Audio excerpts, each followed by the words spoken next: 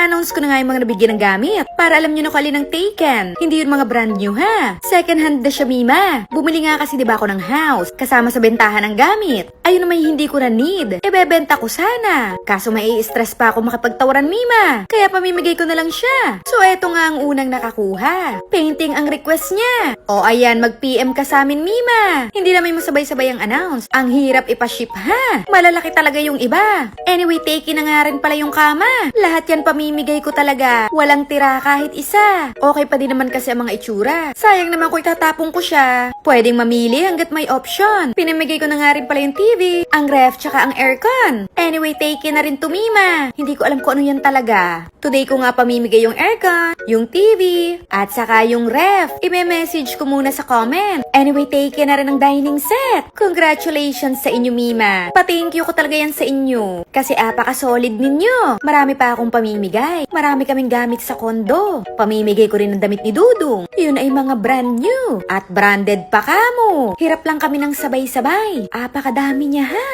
Hirap ang taong magpa-ship, Mima. Ang lalaki pa talaga. Anyway, take na rin tong cabinet. O pwedeng mamili hanggat may choices. Check nyo, comment nyo. Baka napili na kayo.